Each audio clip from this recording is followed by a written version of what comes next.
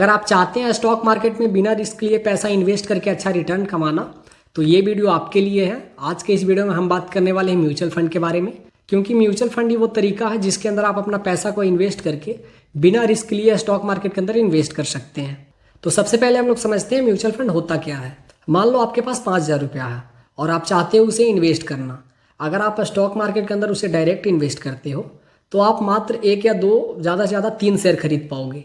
वही अगर stock market के अंदर क्या होता है, अगर वो शेयर का प्राइस गिर गया या लॉस हो गया तो आपका वही पैसा नुकसान में चला जाएगा। वही अगर आप अपना पैसा म्यूचुअल फंड के जरिए स्टॉक मार्केट के अंदर इन्वेस्ट करते हैं तो वहाँ पे वैसा नहीं होता। वैसा इसलिए नहीं होता क्योंकि म्यूचुअल फंड कंपनीज क्या करती हैं कि आपके जैसे हज़ारों लोग से पैसा लेकर और एक प्रोफेशनल फंड मैनेजर को देते हैं, और वो फंड मैनेजर काफ़ी सारी कंपनीज में थोड़ा थोड़ा पैसा इन्वेस्ट करता है। मान लीजिए कि आपके जैसे 1,000 और लोग हैं और वो चाहते हैं 5,000 रुपया इन्वेस्ट करना, तो एक म्यूचुअल फंड कंपनी क्या करती है कि उन सभी से 5,000 रुपया ले लेती है, और जब 1,000 आदमी से 5,000 रुपया वो लेती है तो उसके पास मोटा मोटी 50 लाख रुपया आ जाता है। उसके बाद क्या होता है कि एक फ़ंड मैनेजर, उस कंपनी का जो फंड मैनेजर होता है वो काफ़ी एक्सपीरियंस होता है, उसका स्टॉक मार्केट के बारे में नॉलेज होता है, उसके पास काफ़ी सारे टीम होते हैं जिसकी मदद से वो आपके पैसे का क्या करता है कि अलग अलग 100 या 200 कंपनीज के अंदर इन्वेस्ट कर देता है। मान लीजिए कि आपका 5,000 रुपया 200 कंपनी के अंदर लगा हो और 2 कंपनी नहीं चले और 198 कंपनियाँ चल गए, तो आपका रिटर्न ऐसे भी बनना है। लेकिन आप 5,000 रुपया से 198 कंपनी के अंदर इन्वेस्ट नहीं कर सकते, बट हाँ म्यूचुअल फंड के जरिए आप ये कर सकते हैं। और म्यूचुअल फंड कंपनीज क्या करते हैं कि इसके ऊपर एक छोटा सा चार्ज लेते हैं आपसे, कोई 1% लेता है, कोई 2% लेता है। लेकिन मैं आपको इस वीडियो में वो भी तरीका बताऊंगा कि आप किस प्रकार ये जो आपका परसेंटेज है 1 या 2%, उसको बिल्कुल कम कर सकते हो, उनके कमीशन को कम कर सकते हो। आपका कौन सा प्लान चुनना चाहिए जिससे कि आपका ये कमीशन बच सकता है। तो आप लोग बस वीडियो को पूरा देखें। आई होप कि आप लोग को म्यूचुअल फंड समझ में आ गया होगा। अब हम लोग समझने की कोशिश करते हैं म्यूचुअल फंड के प्रकार को। सेबी ने 2018 में ये सभी म्यूचुअल फंड को केवल 36 कैटेगरियों में बांट दिया और उसके बाद इसके 5 ग्रुप बना दिए गए।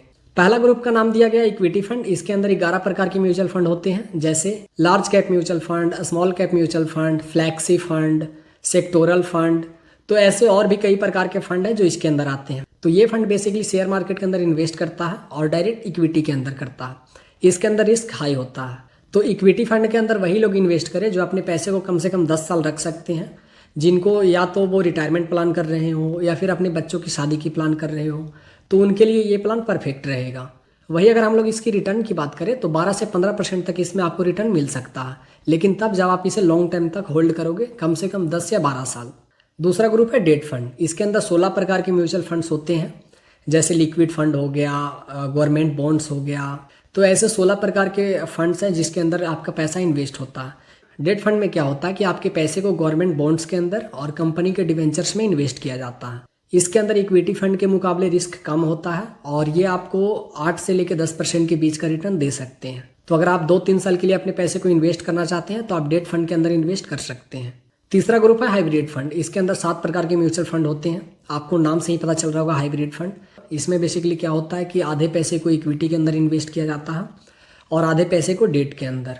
अगर हम लोग इसकी रिस्क और रिटर्न की बात करें तो मीडियम रिस्क मीडियम रिटर्न।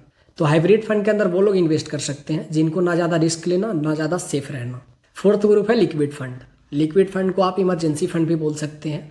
इसमें बेसिकली क्या होता है, ये फंड उन लोगों के लिए बनाया गया है अगर आप चाहते हैं इमरजेंसी का पैसा सेव करना और ये भी चाहते हैं कि मुझे सेविंग अकाउंट से ज़्यादा रिटर्न मिले, तो आप इमरजेंसी फंड के अंदर डाल सकते हैं। इसमें क्या होता है कि कभी भी आप अपने इसमें पैसा इन्वेस्ट कर सकते हैं और कभी भी इसे आप बेचकर निकल सकते हैं। एक और भी इम्पोर्टेंट म्यूचुअल फंड टाइप है, वो है इल्स, ELSS। इसका मतलब होता है इक्विटी लिंक्ड सेविंग स्कीम। तो अगर आप इस म्यूचुअल फंड के अंदर इन्वेस्ट करते हैं तो ATC के तहत आप अपना टैक्स भी बचा सकते हैं, लेकिन इसमें 3 साल का लॉक इन होता है। अगर आपने यहाँ पर अपना पैसा लगा दिया तो आप 3 साल तक अपना पैसा नहीं निकाल सकते। तो अगर आपको वीडियो अच्छा लगा हो और सारी चीज़ें समझ में आ गया हो तो वीडियो को लाइक कर दे, और अभी तक अगर आपने चैनल को सब्सक्राइब नहीं किया तो चैनल को सब्सक्राइब कर दे। और अभी भी आपके मन में अगर कोई डाउट है, कोई सवाल है, तो आप कमेंट करें, मैं आपको वहाँ पे रिप्लाई कर दूँगा। और आप लोग कमेंट में ये भी बताएं कि मैं अपना नेक्स्ट वीडियो किस टॉपिक पे बनाऊँ जो कि आप देखना चाहेंगे।